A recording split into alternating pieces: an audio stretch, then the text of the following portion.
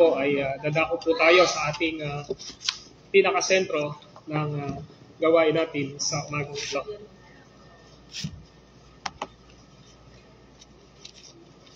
The first Christmas, ang una pong Pasko, ay pinaka marka ng kasaysayan ng pagliligtas ng ating Panginoong Jesucristo. Subalit, dapat natin tandaan na sa panahong iyon ay hindi ho madali ang pagdating ng ating Panginoong Jesucristo sapagkat siya ay dumating sa panahon na kung saan ay established na ang pananampalataya ng mga Hudyo. At hindi lamang sa religious na aspeto, kundi maging sa political na aspeto ng panahong iyon. Subalit, gusto nating maintindihan na ang Diyos ay naghanda ng mga lalaki at babae na magpipreserve upang ang ipinanganak na Jesus na ito, na sinasabi ng banal na kasulatan, ay mapulfill ang kanyang pinaka-layunin ng kanyang pagkakatawan tao o layunin ng kanyang kapanganakan. Kaya, ang unang Pasko, ang unang Christmas, ay pagkakaroon ng masidhing paghahanap sa tagapagligtas na si Jesucristo. Sa umagang ito, nais nating pag-aralan at paggulay-gulayan upang magbigay ng paglago sa ating pananampalataya kay Kristo ang Mateo Kabanatang 2, mga talatang 1 hanggang 10. Matthew chapter 2, verse 1 to 10. Ganito po ang sabi ng banal na kasulatan. Now listen. Matthew chapter 2, verse 1 to 10. Si Jesus ay pinanganak sa Bethlehem ng Judea noong kapanahunan ni Haring Herodes. Dumating naman sa Jerusalem ang ilang pantas mula sa silangan at nagtanong-tanong doon, nasaan ang ipinanganak na hari ng mga Hudyo? Nakita namin sa silangan ang kanyang tala at naparito kami upang sambahin siya. Nang mabalitaan ito ni Haring Herodes, ay naligalig, gayon din ang buong Jerusalem. Kaya tinipo niya ang lahat ng punong saserdote at mga eskriba sa Israel at itinanong sa kanila kung saan ipinanganak ang Mesaya. Sa Bethlehem po ng Judea, tugon nila, ganito ang sinulat ng propeta. At ikaw, Bethlehem, sa lupain ng Huda, ay hindi nga huli sa pangunahing bayan ng Huda, sapagkat sa iyo ay lilitaw ang isang pinuno na mamamahala sa aking bayang Israel. Nang mabatid ito, lihim na ipinatawag ni Herodes ang mga pantas at itinanong kung kailan lumitaw ang tala. At pinalakad niya sila patungong Bethlehem matapos pagbilinan ng ganito.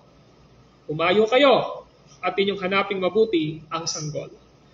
Kapag inyong natagpuan, ibalita agad ninyo sa akin upang ako may makasamba sa kanya. At lumakad na nga ang mga pantas. Musi silang pinangunahan ng talang nakita nila sa silangan hanggang sa sumapit ito sa tapat ng kinaroroonan ng bata. Gayun na lamang ang galak ng mga pantas nang makita ang tala. Pagpasok sa bahay, nakita nila ang bata sa piling ng kanyang inang si Maria. Lumapit sila at nagpatira pa at sinamba ang bata. Binuksan nila ang kanilang mga sisidlan at inihandog sa kanila ang kanyang dala nilang ginto, kamanyang at mira. Nang sila'y pabalik na, sinabi sa kanila ng Diyos sa pamamagitan ng panaginip na huwag na silang babalik kay Herodes. Kaya nag-iba na sila ng daang pauwi. Sa umaga pong ito ay meron po tayong sermon title na Paglingkuran si Kristo, ang Hari ng mga Hari. Serving Christ, the King of Kings. Last Sunday, tinignan natin ang chapter 1 sa virgin birth ng ating Panginoong Jesucristo. Alam natin na sinulat ni Matthew ito at ang kanyang pinaka layunin ay upang ipaalam sa mga recipient niya ng mga Hudyo na kung saan ay walang ibang magiging hari kundi ang Panginoong Hesukristo. Kaya ang Book of Matthew ay nabubuod sa pangungusap na si Jesus ang hari ng mga hari. Dito pa lamang sa Kabanatang 2 ay makikita na natin, religiously and politically ay meron ng mga kings na makikita natin dito. Alam natin na si Herodes ay pinaka masidhi at matapang na king sa panahon ng kapanganakan ng ating Panginoong Hesus. At ayaw niya na mayroong papalit sa kanya sapagkat nararapat sa panahon nila na ang papalit kay Herodes ay ang kanyang anak. So nung ipipresent na ngayon ang ating Panginoong Hesukristo as a king, ay makikita natin nagkaroon ng pagdududa si Herodes kung kaya't itong passage na ating pinagbubulay-bulayan at pinag-aaralan ngayon ay nagpapakita ng strategy ng isang hari na nasa politika ng panahong iyon na kung saan ay parang gusto niyang makita ang baby Jesus para sambahin, para i-recognize. Pero alam nyo, at the back of his mind, in that time, papapatay niya ang Jesus na ito. Kaya makikita natin in chapter 2, verse 16, hanggang verse 23, pinapatay ni Herodes ang lahat ng bata na 2 taong pababa ayon sa pagpapakita ng tala. So, inyo makikita, maliwanag na ang kapanganakan ng ating Panginoong Hesus ay hindi madali. Subalit, mahalaga na maintindihan natin, pinresenta siya ni Matthew na walang ibang hari na dapat na paglingkuran kundi ang ating Panginoong Hesukristo. Dito makikita natin how the Magi worship and serve Jesus Christ, the baby Jesus, in that time. Kaya, ang ating pong pinaka-sentro ng ating passage ngayon, paglingkuran si Kristo ang hari ng mga hari. Now, this is the valid question sa ating lahat. Paano mo mapaglilingkuran si Jesus na nagligtas sa iyo na hari ng mga hari? Actually, this is pointing out sa ating mga buhay how the Magi served the King of Kings. Just imagine, merong pinaka-matapang, matalino, makapangyarihang hari ng panahong iyon, and he is Herod. Pero pinili ng mga Magi na paglingkuran ang tunay na hari. At walang iba kundi ang ating Panginoong Hesukristo. Mga kapatid, sa panahong iyon, hindi lahat ng tao ay totoo na naglilingkod sa Panginoong Diyos. And even until now. Why? Gusto nating makita, sa panahong iyon, mayroong mga character na groups na binanggit dito. May Magi, may mga Pharisees, may mga scribe, and also, alam natin si Herod. Pero kapag pinag-aralan natin itong chapter 2, parang lahat sila ay totoong nagsiserve sa Diyos. Tama niyo? Parang totoong naglilingkod sila sa Diyos.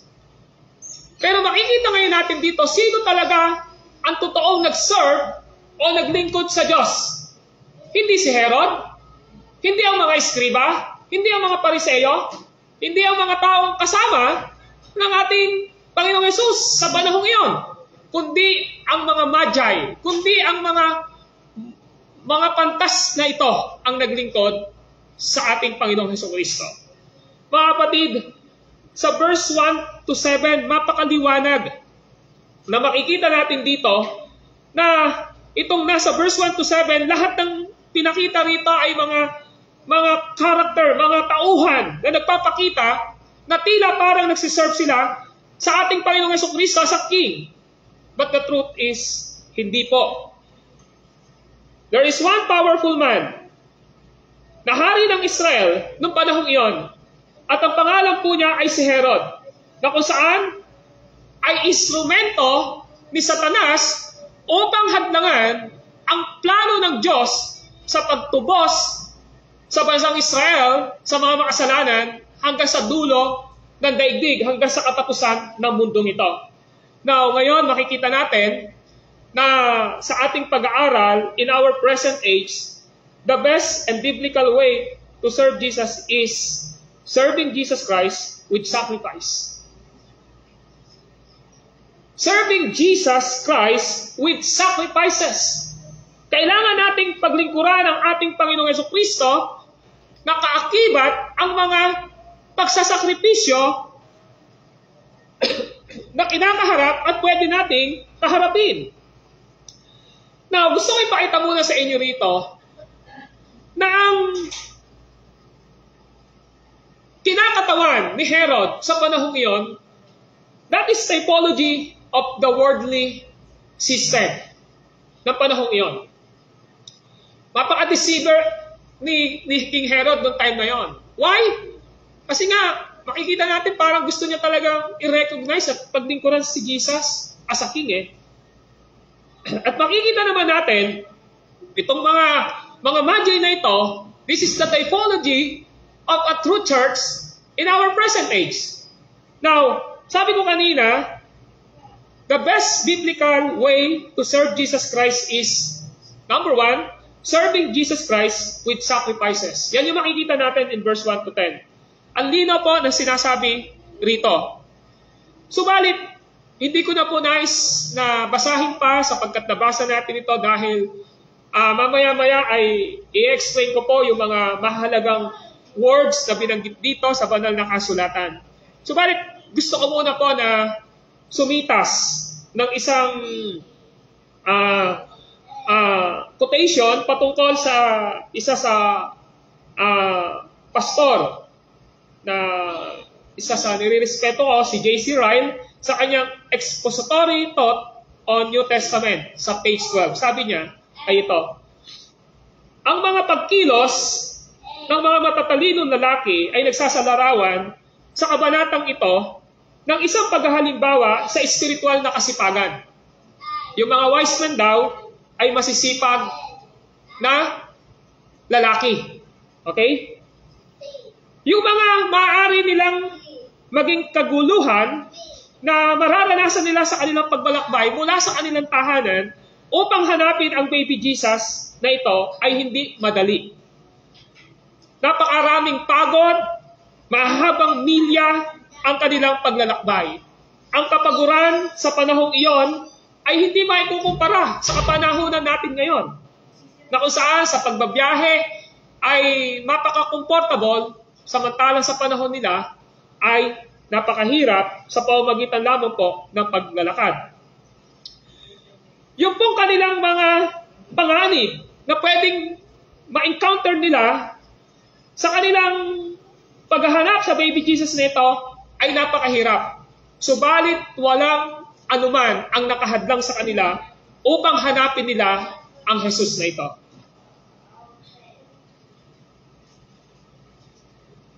Bakit po? Ang sabi po ni J.C. Ryle, they had set their hearts or seeing Jesus that was born King of Jew, and they never rested till they saw Jesus Christ.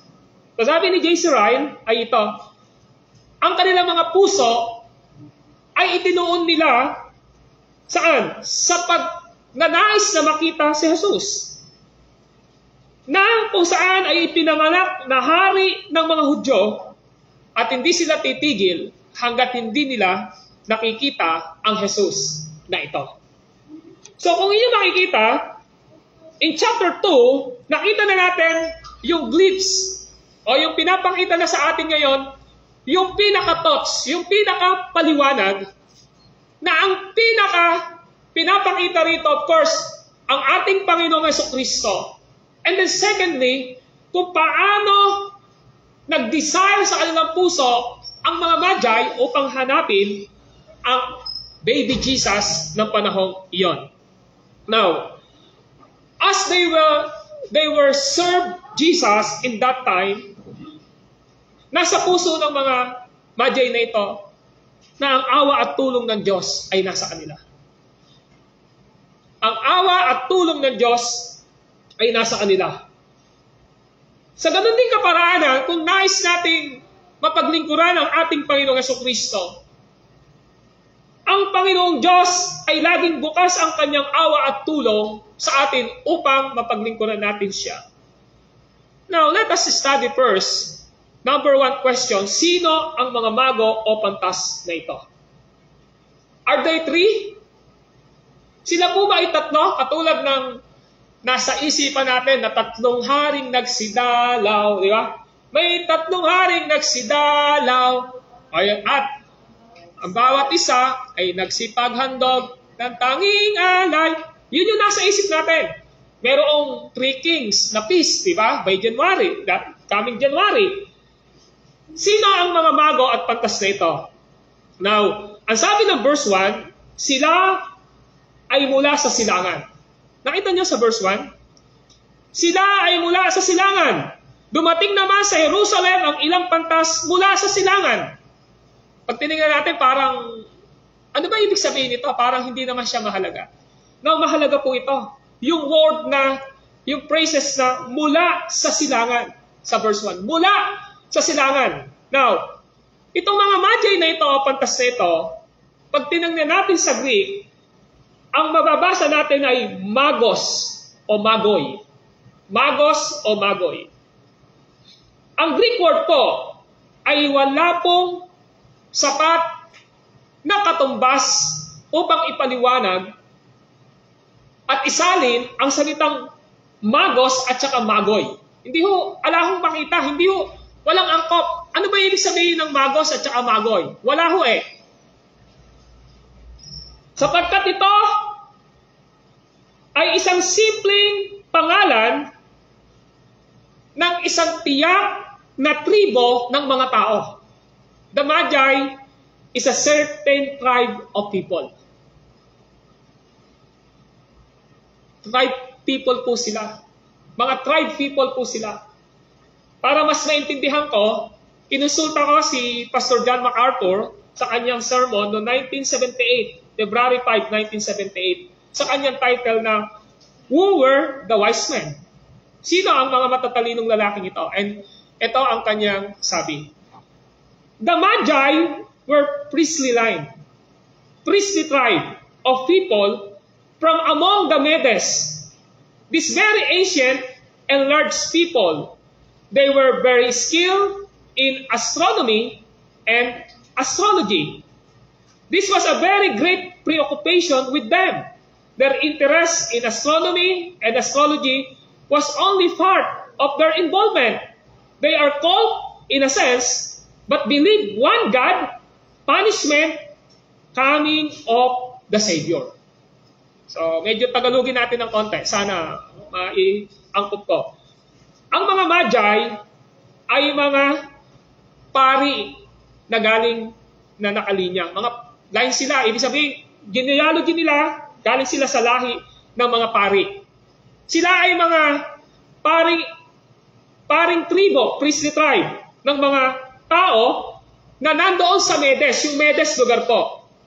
Itong ancient daw na ito, mga sinaunang panahon, ay malalaking grupo ng tao. Sila ay matatalino sa astronomy at saka sa astrology. Okay? Ito ang kanilang pinaka-trabaho na ginagawa. Subalit ang kanilang interest sa astronomy at saka astrology ay bahagi lamang ng kanilang mga ginagawa. Sabi ko, sila ay mga religyoso sa panahon nila, subalit naniniwala sila sa Diyos, sa kapahamakan at pagdating ng tagagligtas. Now, tingnan natin. Bakit ang mga Magi na ito ay pinatawag ni King Herod? Una, makikita natin, bahagi ng kanilang gawain as a priest ay meron silang karunungan patungkol sa astronomy at saka astrology. So ano ba ibig sabihin ng astronomy? Well, astronomy, tinignan ko sa kahulugan, astronomy, the branch of science which deal with celestial object, space, and the physical universe as a whole. So kapag astronomy ka, ito daw ay isang bahagi ng siyensya na kung saan ay nag-aaral patungkol sa mga nakikita sa kalangitan ng mga bagay, yung space, at saka yung physical universe sa whole. Well, kasi nga, ang nagpakita ay tala. Nakita nyo? So, yung stars, yung star ni Jesus nakita, so tama si King Herod na patawag nila ito. So, ano naman ba yung astrology? So, yung astrology, sabi doon, astrology claims to discern information about human affairs and times, trial events by studying the movement and relatively position of celestial object. Yung mga posisyon naman ng mga nakikita natin sa kalangitan. Kapag ba nakaposisyon dito, di ba yung mga nakikita nating astrology, kagabi may pinakita yata na ewan ko ano yon, yung sinabi na agad nila na meron tayong makikita sa 23 na parang nasa kalawakan So sila yon, yung nag-aaral na yon. So, mayroong knowledge ang mga Magi dito. Meron silang mga knowledge dito. Now, makikita natin, ito yung trabaho ng mga Magi. Ang mga Magi ay interesado sila sa astronomy, interesado sila sa astrology, pero sila ay mga priest sa kanilang tribe, na kung saan naniniwala sila sa Diyos, naniniwala sila na may kaparusahan sa mga taong namumuhay sa kasalanan. Naniniwala sila sa pagdating ng ating Panginoong Jesucristo. Now, bakit ngayon ang Magi ay makikita natin sa kasaysayan ng kapanganakan ng ating Panginoong Jesucristo? Sapagkat sa Lumang Tipan, sa lahat ng court ng mga hari, ay mayroong grupo ng mga Magi. Yun ang katotohanan po doon. Kung mapapansin nyo, si Haring Herod, may grupo siya ng Magi na pinatawag sa korte niya.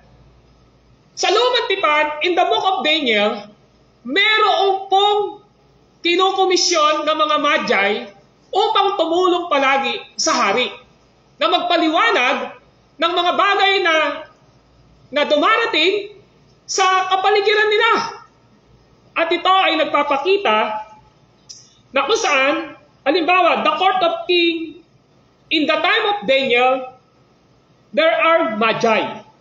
Meron po halimbawa, tingnan po natin, yung Daniel chapter 2, verse 10. Basahin ko po sa wikang Ingles sa Daniel chapter 2, verse 10. Ang sabi po ay ganito, The Chaldean answered before the king and said, There is not a man upon the earth who can show the king's matter. Therefore, there is no king, lord, and ruler who asks such things at any magician or astrologer or Chaldean.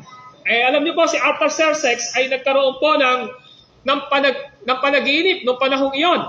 At kailangan niya na ma-interpret yung kanyang panaginip na yon. At ang magpapaliwanag na sa kanya dito ay walang iba kundi ang magpapaliwanag na sa kanya dito ay walang iba kundi itong mga Magi na ito. Now, tingnan niyo po ang Daniel chapter 4 verse 7 to 9. If you want, Daniel chapter 4 verse 7 to 9 para makita lang natin bakit nag-appear itong mga Magi na ito dito sa chapter 2. Daniel chapter 4 verse 7 to 9. Now, tingnan niyo po, 7. Dumating naman ang mga salamangkero, ang engkantador, manghuhula, at mga astrologo. Sinabi ko sa kanila ang aking panaginip, ngunit di nila maipaliwanag. Tapos tingnan po natin ang verse 9. Ang sabi po ay ito, Beltasar, puno ng mga salamangkero, alam kong sumasayo ang espiritu ng mga banal na Diyos. At alam mo ang lahat ng hiwaga, sasabihin ko sa iyo ang panaginip, ipaliwanag mo ito. Yung Beltasar po dyan, sa dyan, ay si Daniel.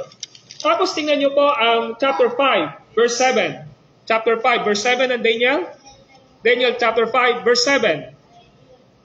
Pasigaw niyang ipinatawag ang mga engkador, manghuhula at astrologo. Sinabi niya sa mga ito, pararamtam ko ng purpura, kukwintasan ng ginto, at gagawin kong pangatlong tao sa kaharian ang makababasa at makakapagpaliwanag ng sulat na iyon. Now, tingnan niyo po yung verse 11. Sabi ng verse 11 ay ito, sa kaharian mo ay mayroong isang taong kinakasihan ng espiritu ng mga banal na Diyos noong panahon ng iyong amang si Nabucodonosor. Sorry, hindi po Artaxerxes, si Nabucodonosor, yung binanggit ko kanina. Nagpakita siya ng pambihirang katalinuhan tulad ng katalinuhan ng mga Diyos. Ang lalaking yaon ang hiniran noon ng iyong ama bilang pangunahing salamangkero, engkantador, manghuhula, at astrologo. Alam niyo kung sino to? Si Daniel po ito. So si Daniel, pinapakita ngayon dito sa Lumang Tipan, lahat ng hari ay meron pong mga astrologer na nandoon. At saka makikita natin yung astronomy, itong mga astrologong ito na tinatawag na magi, mga wise men, sila po yan, meron po sa Lumang Tipan. Pinapakita ngayon dito na the magi who commissioned Herod, now, even in the court of King Herod, there are magi. Makita natin sa verse 7. Ano ang sabi ng verse 7? Ng Matthew 2:7? Nang mabatid ito, lihim na ipinatawag ni Herod ang mga pantas at itinanong kung kailan lumitaw ang tala. So, ibig sabihin, sa lahat ng hari, Old Testament and New Testament, mayroon pong mga pantas, mga magi. Mamaya makikita nyo, bakit kaya mayroong magi na in-appoint doon? Makikita nyo, para ma-preserve ang Panginoong Jesus dahil sa mga astrologer na ito. Kasi kung hindi na i-prepare sa Lumang Tipan, na darating itong Jesus, na yung tala niya magpapakita, patay na agad si Jesus sa panahon po ni King Herod. Ngayon makikita niyo po yung maganda, bakit tinitingnan natin mabuti ito. Ang punto ko lang po rito, ang Diyos ay inayos ang lahat ng sitwasyon sa pinakadakilang lalaki na binasa natin sa Book of Daniel na si Prophet Daniel. Bakit? Upang pangunahan niya yung mga grupo na naroon bilang mga astrologer o wise men. Why? Kasi one day, when baby was born in Bethlehem, some of the magi will find their way to the house where baby was. That's the planning history of God.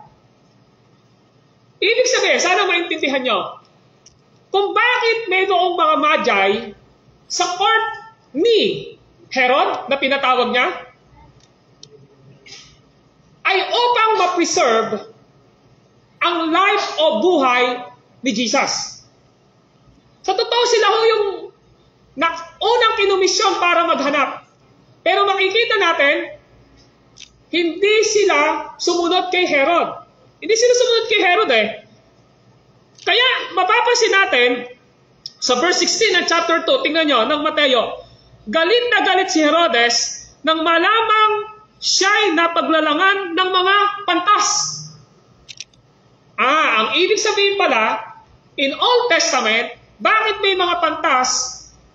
Sa panahon ng mga hari, alam nila na one day, yung totoong hari na Misaya na magliligtas ay ipapanganak. Kaya, ibig sabihin, lahat ng ito ay plano ng ating Panginoong Diyos para sa kanyang kasaysayan, para ma-preserve niya, para ma-preserve ang ating Panginoong Hesukristo. Yun ang ibig sabihin po nun. Now, itong mga magi na ito, alam nila na isang araw, ang Panginoong Diyos ay magkakatawang tao. At ang pangalang ito ay Baby Jesus na magiging hari. Alam nila yan. Kaya nga sabi ng verse 2, ito, tingnan nyo po. Verse 1. Dumating naman sa Jerusalem ang ilang pantas mula sa silangan at nagtanong-tanong doon, nasaan ang ipinanganak na hari ng mga Hudyo? Bakit alam nila agad na hari yung pinanganak? Bakit alam po nila? Kasi alam nila na kapag lumabas yung tala, na iyon, ipinanganak na ang Mesaya. So, ano yung punto natin dito? Ngayon, pinapakita rito, alam ng Magi na si Jesus ay hari ng mga Hudyo. Ito ay nagpapakita na sila ay mayroong banal na kapahayagan mula sa pagdating ng ating Panginoong Jesucristo sapagkat ito ay nasa kanilang mga isipan dahil sila ay mga priest. Priest sila ng tribe, ng Medes. Alam nila ito na may papanganak na Kristo.